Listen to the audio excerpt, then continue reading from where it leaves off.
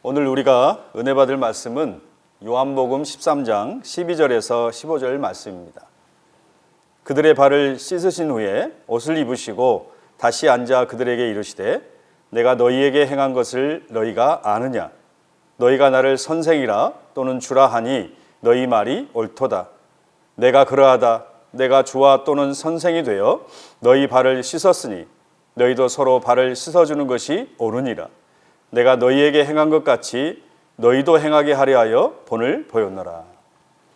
오늘 본 받고 또 본이 되는 생활이란 제목으로 말씀을 증거할 때에 큰 은혜의 시간 되시기를 주의 이름으로 간절히 축복합니다.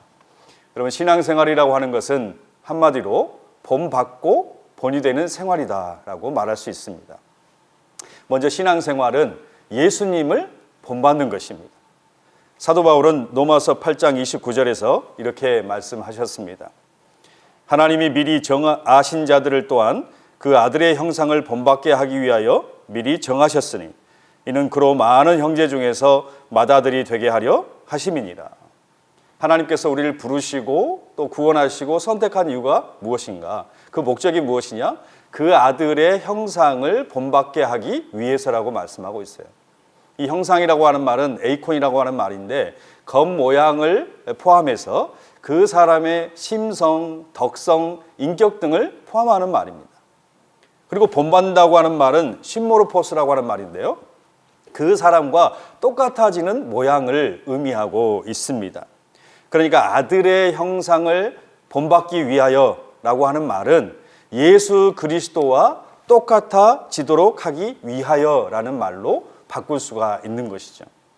겉모습이 똑같아지는 것이 아니라 예수님의 마음, 예수님의 성품, 예수님의 인격과 똑같아지도록 하시기 위해서 예수님께서 오늘 우리를 부르시고 또 선택하시고 구원하신 줄로 믿습니다. 그러므로 우리는 날마다 예수님을 본받아야 돼요. 예수님의 말씀, 예수님의 가르침, 또 예수님의 사역, 예수님의 삶의 모든 것을 본받는 삶을 사는 것, 이것이 바로 신앙 생활입니다. 또한 우리는 다른 사람에게 본이 되는 삶을 살아야 합니다. 그러니까 예수님의 본받는 것은 또 다른 사람에게 본이 되기 위해서 예수님을 본받는 거예요. 그러니까 신앙생활은 본받고 본이 되는 것입니다. 오늘 본문은 여러분이 잘 아시는 대로 예수님께서 제자들의 발을 씻기시는 그런 사건입니다. 그러니까 예수님께서 제자들의 발을 씻기시는 이 사건을 통해서 우리에게 진정한 본을 보여주고 계십니다. 이 예수님의 제자들의 발을 씻기는 사건을 통해서 우리가 예수님을 통해서 본받아야 될 것이 과연 무엇이겠습니까? 첫째는 사랑의 본을 받아야 됩니다. 오늘 1절 말씀을 같이 읽도록 하겠습니다.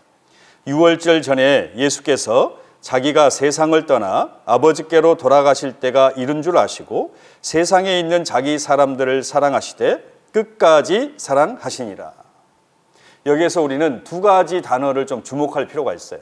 하나는 아시고란 말이고 또 하나는 끝까지라고 하는 말이에요. 아시고 그리고 끝까지. 이것이 바로 예수님의 사랑을 우리에게 보여주는 그 단어입니다. 예수님께서는 제자들을 사랑하셨어요. 그런데 끝까지 사랑하셨다고 얘기하고 있습니다. 그러니까 시간적으로도 끝까지고 내용적으로, 분량적으로 혹은 모든 면에서 완전하고 온전한 사랑을 하신 거예요.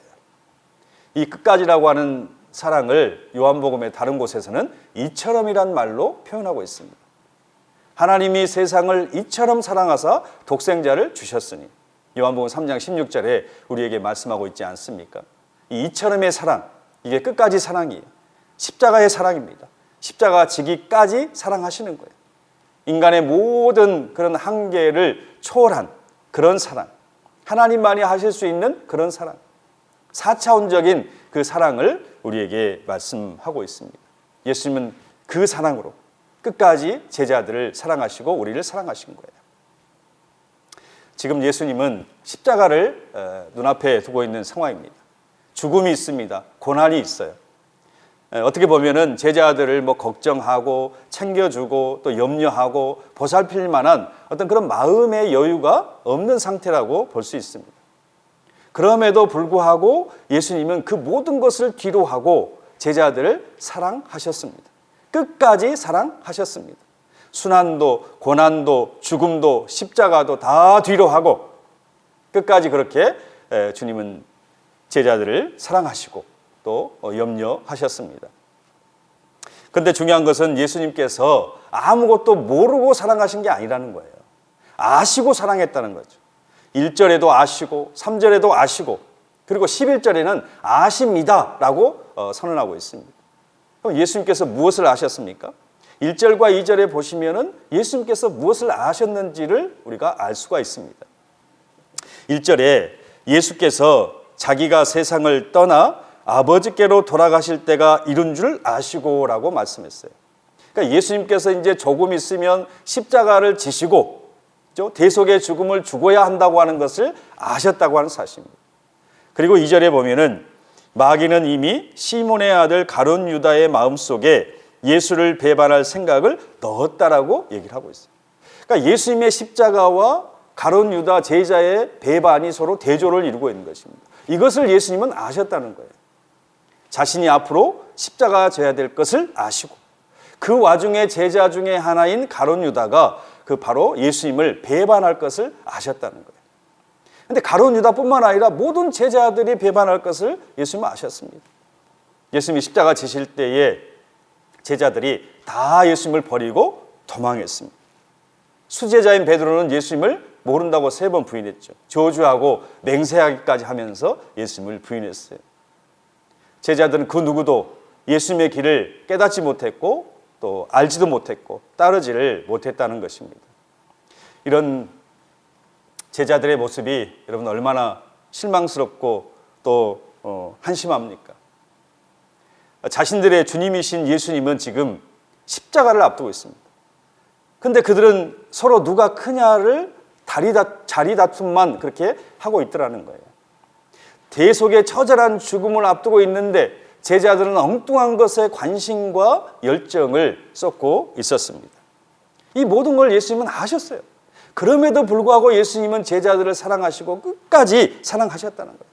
한심하고 모자라고 실망스러운 그런 존재이지만은 예수님은 그들을 향해서 실망하지 아니하고 포기하지 아니하고 책망하지 아니하고 끝까지 그들을 사랑하셨습니다. 우리 이 사랑을 알고도 사랑이다 이렇게 부를 수가 있겠습니다. 이 사랑을 저와 여러분이 본받아야 될 줄로 믿습니다. 우리가 사랑한다고 하는 것은 이것을 아는 거예요. 무엇을 아는 것이냐? 바로 형제나 나나 우리 모두가 다 부족하고 연약하고 모자란 존재라고 하는 것을 알고 인정하는 것입니다. 세상에 완전하고 완벽한 사람이 어디 있겠습니까? 다 부족하고 불완전한 존재입니다.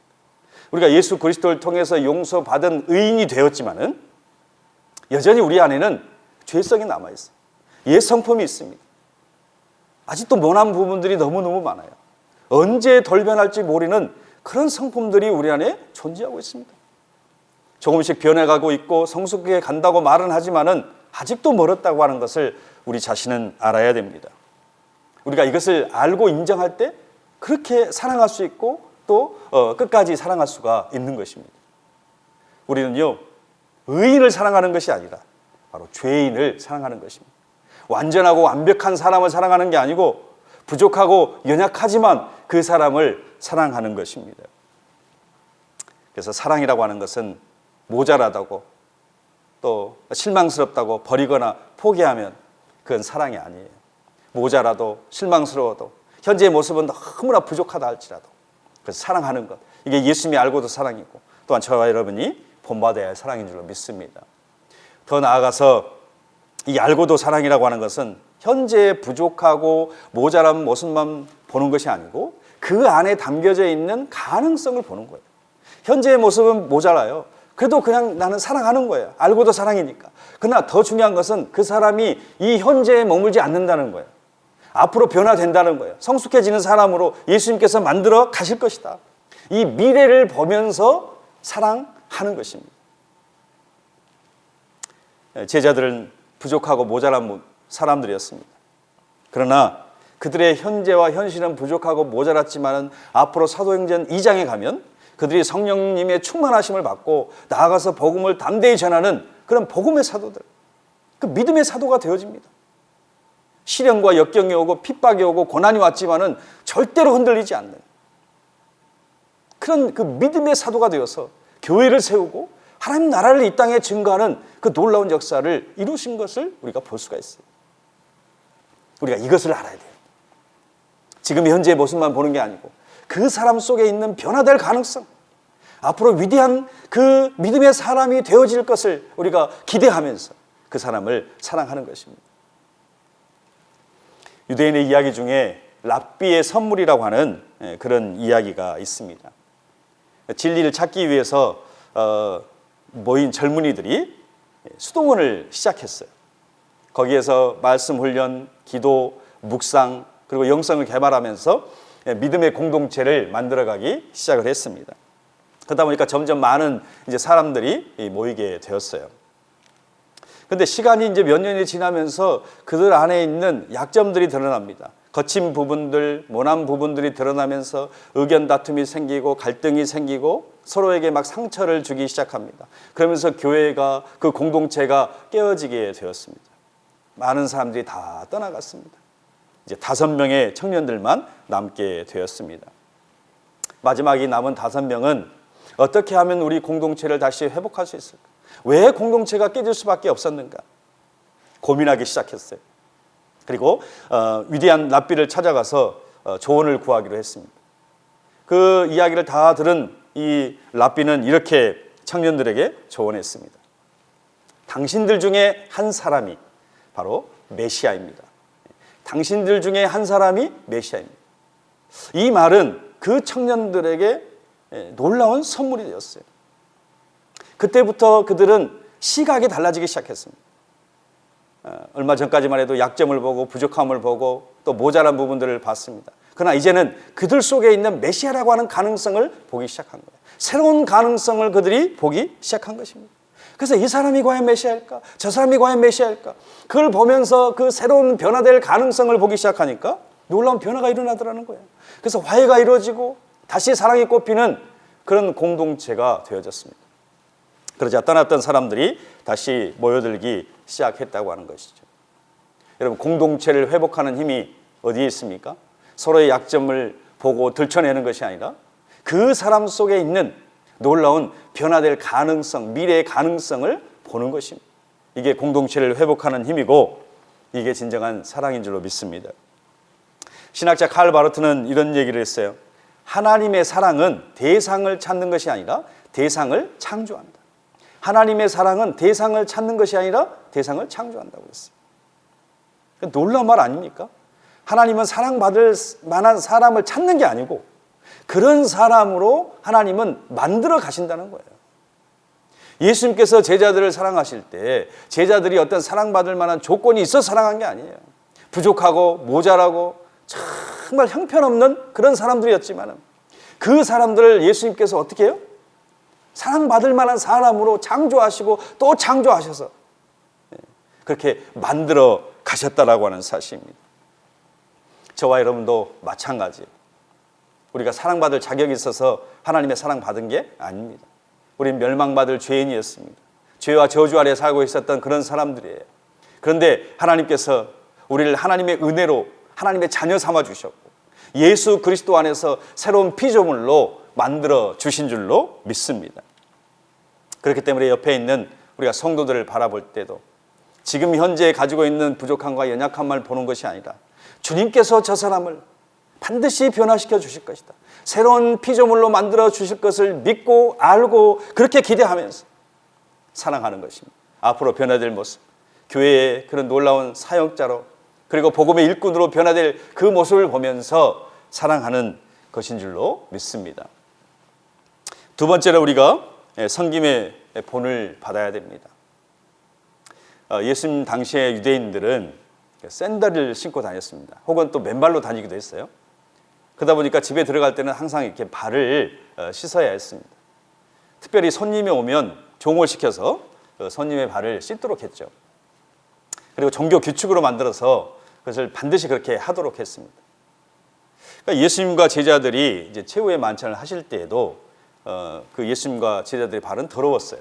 그러니까 누군가는 그 발을 씻어주었어야 됐는데 그 집에는 종이 없었어요. 그러니까 제자 중에 한 사람이 일어나서 예수님의 발도 씻고 제자들의 발도 씻어줘야 했습니다. 그런데 아무도 제자들 중에 그 누구도 그 발을 씻으려고 하지를 않았다는 거예요. 당시 사람들의 발을 씻어주는 것은 그 종 중에서도 가장 낮은 종이 했습니다. 그러니까 제자 중에 한 사람이 일어나서 다른 제자들의 발을 씻어준다고 하는 것은 자기가 제자 중에서 제일 꼴찌라고 하는 것을 인정하는 그런 꼴이 되기 때문에 어느 누구도 일어나서 제자들의 발을 씻으려고 하지를 않았다는 거예요. 성경에 보면 오히려 그들은 그 자리에 앉아서 누가 더 크냐, 누가 진짜 발을 씻어줘야 되느냐라고 하는 서열을 정하는 일에 다투고 있었습니다. 바로 이런 상황에서 예수님께서 일어나신 거예요. 겉옷을 벗으시고 허리에 수건을 두르시고 제자들의 발을 대야에 물을 담아서 하나하나 씻어 주셨습니다. 가장 낮은 자리, 종의 자리까지 주님께서 내려가신 것입니다. 본문을 보면은 예수님께서 제자들의 발을 씻기려고 하자 베드로가 안 된다고 만류하는 장면을 나옵니다. 그러면서 예수님과 베드로가 대화를 하는 장면이 나와요. 베드로가 이렇게 얘기합니다. 주님께서 제 발을 씻기십니까?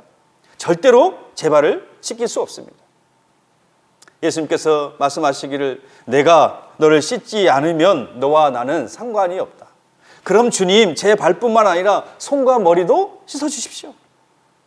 이미 모욕한 자는 온몸이 깨끗하니 발밖에 더 씻을 필요가 없다. 여러분, 이 예수님과 베드로의 제자의 그 대화를 통해서 우리가 무엇을 깨닫게 됩니까? 단순히 제자의 발을 씻느냐 마느냐의 그런 차원이 아니라고 하는 거예요. 내가 네 발을 씻어주지 않으면 너와 나는 상관이 없다. 이미 모욕한 사람은 온몸이 깨끗하니까 더 이상 씻을 게 없다. 발만 씻으면 된다라고 주님께서 말씀하잖아요. 그러니까 이 씻음이라고 하는 것은 단순히 발을 씻느냐 모욕을 시켜주느냐 이런 차원이 아니라는 거예요. 예수님의 대속의 사역, 그 구속의 사역을 우리에게 상징적으로 보여주고 있습니다. 변증학자였던 클라스 스킬드라고 하는 사람이 있어요. 이 사람이 제자들의 발을 씻기는 사건에 대해서 이렇게 해석을 했습니다. 제자들의 발을 씻기기 위하여 물을 휘저으신 주님의 손은 죄에 속한 자에게 이해될 수 없다. 그것은 마치 그의 못 박히신 손에서 흐르는 피가 죄에 속한 자에게 이해되지 않음과 같다. 주님께서 그 제자들의 발을 씻기신 뜻은 그의 몇 제자들에게만 그의 친절과 겸손의 모본을 보이시는 것이 아니었다. 그는 이 행위로서 온 세계를 찾으시는 그의 속죄의 역사를 비유하신 것이다. 그러니까 예수님의 제자들의 발을 씻어준 것은 속죄의 역사를 상징적으로 우리에게 보여준다는 거예요. 예수님께서 대야에 물을 받아서 제자들의 발을 씻겨주셨지만은 실상은 예수님께서 십자가에 흘리신 보혈로 제자들의 발을 씻어 주신 것입니다. 여러분, 이것은 참다운 섬김이 무엇인지를 우리에게 보여주고 있어요. 참다운 섬김은 십자가 질 때 가능하다. 참다운 섬김은 내가 죽어질 때 가능한 거예요. 내가 죽지 않고서 절대로 섬길 수가 없다고 하는 것이죠. 예수님의 생애는 섬김의 삶이었습니다. 그리고 그 섬김의 삶의 절정은 바로 십자가였다고 하는 것을 기억하시기 바랍니다.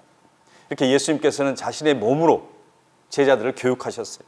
누가 서로 크냐라고 다투고 있는 그 제자들에게 자신을 낮춰라, 십자가 지기까지 서로 겸손하게 섬기라고 주님께서는 몸으로 그렇게 보여주신 것입니다. 그리고 제자들의 발을 다 씻은 후에 예수님께서 제자들에게 이렇게 말씀하셨습니다. 자, 13절부터 15절 말씀을 같이 읽겠습니다. 너희가 나를 선생님 또는 주라고 부르는데 그것은 옳은 말이다. 내가 바로 그런 사람이다. 주이며 선생님인 내가 너희 발을 씻겨 주었으니 너희도 서로 남의 발을 씻겨 줘야 한다.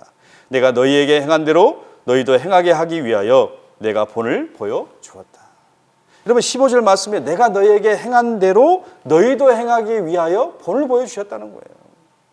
그러니까 예수님이 행하신 것은 우리에게 본을 보여 주신 거예요. 어떤 본을 보여 주신 것입니까? 서로 섬기라. 서로 발을 씻어 주라는 거예요. 낮아져서 가장 낮은 자로 내려가서 상대방의 발을 씻어 주라는 것입니다. 십자가 지기까지 그렇게 죽기까지 섬기라고 말씀하고 있는 거예요.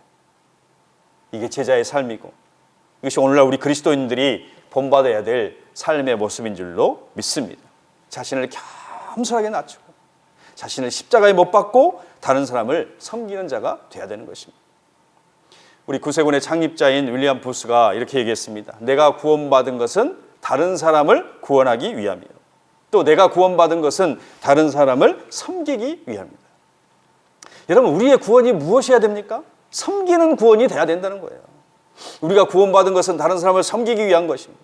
우리가 다시 살아난 것은 섬기기 위한 것입니다. 우리가 용서받은 것, 우리가 다시 고침을 받은 것, 회복된 것, 모든 것은 다른 사람을 섬기기 위한 구원이 돼야 한다는 것입니다. 주님의 제자가 되기 위해서 주님의 삶을 본받아야 되는데 우리 주님은 손수 제자들의 발을 씻겨주셨습니다. 그러므로 우리도 누가 뭐라고 해도 서로의 발을 씻어줄 수 있는 그런 섬김의 삶을 계속해서 살아야 될 줄로 믿습니다. 여기서 우리가 한 가지 주의해야 될 것이 있습니다. 서로 종을 삼으라고 했지, 서로 종이 되라고 그랬지, 서로 종을 삼으라고 하지 않았다고 하는 거예요. 여러분, 종이 되는 것과 종을 삼는 것은 완전히 차이가 납니다. 전혀 다른 거예요. 여러분, 내가 발을 씻겨주는 당사자가 돼야지 다른 사람에게 내 발을 씻겨달라고 해서는 안 된다는 거예요. 내가 종이 돼야지 다른 사람 보고 종이 되라고 그 종을 삼아서는 안 된다는 것입니다. 예를 들어서 퇴근한 남편이 돌아오니까 아내가 너무나 고마워서 그 남편의 발을 한번 씻어줬어요. 그랬더니 다음에 내일 그 다음 날 됐는데 또 남편이 와서는 여보 내 발 씻어줘. 그 다음 날도 또 내 발 씻었어. 계속해서 발 씻어달라고 요구해서는 안 된다는 거예요. 여러분, 중요합니다. 발은 씻겨주는 것이지 씻겨달라고 하는 게 아니라는 거예요. 내가 종이 돼야지 종을 삼아서는 안 된다고 하는 거예요. 오늘 말씀을 드렸으니까 당신 나를 섬겨주세요. 내 종이 되어주세요. 내 발을 씻겨주세요. 이렇게 해서는 안 된다는 거예요. 내가 당신의 발을 씻겨 드리겠습니다. 내가 섬기는 종이 되겠습니다. 그러면서 우리는 발바닥까지 내려갔어. 가장 낮은 자리까지 내려갔어. 그렇게 서로 섬기는 자가 되어야 됩니다. 이 발바닥 정신, 발바닥 마음을 우리가 가져야 돼요. 이게 바로 예수 그리스도의 마음이에요. 예수님께서는 인간의 몸으로 비유하자면 가장 높은 머리에서부터 저 밑바닥, 발바닥까지 내려가셨어요. 그리고 그 발바닥에 짓밟으셨습니다. 우리 인간의 모든 무거운 짐을 지시고 우리를 다시 세우시고 살리시고 높이시기 위해서 예수님은 가장 밑바닥까지 내려가셨다고 하는 사실입니다. 우리가 겸손하게 낮아질 때, 발바닥까지 내려갈 때 발을 씻을 수 있어요. 머리에 있으면서 발을 어떻게 씻어줄 수 있겠습니까? 발바닥까지 내려갈 때, 발이 되어줄 때, 종이 되어줄 때 우리는 서로를 섬길 수가 있다라고 하는 사실입니다. 사랑하는 여러분, 말씀을 마치겠습니다. 신앙생활은 본받고 본이 되는 생활입니다. 예수님의 사랑의 본을 받으시기 바랍니다. 제자들을 사랑하실 때 끝까지 사랑하신, 그 십자가 지기까지 사랑하신 그 놀라운 본을 받으시기 바랍니다. 부족하고 연약하고 모자라지만은 그를 알고도 사랑하고 그들의 변화될 그 모습을 보면서 사랑하셨던 이 알고도 그리고 끝까지의 사랑을 본받기를 간절히 축원합니다. 그리고 섬김의 본을 받으십시오. 십자가에 흘린 보혈로 우리의 발을 씻어주셨던 것처럼 서로 종이 되어서 서로 발바닥까지 내려가서 서로 섬기고 서로 그 발을 씻어줄 수 있는 삶이 되시길 바랍니다.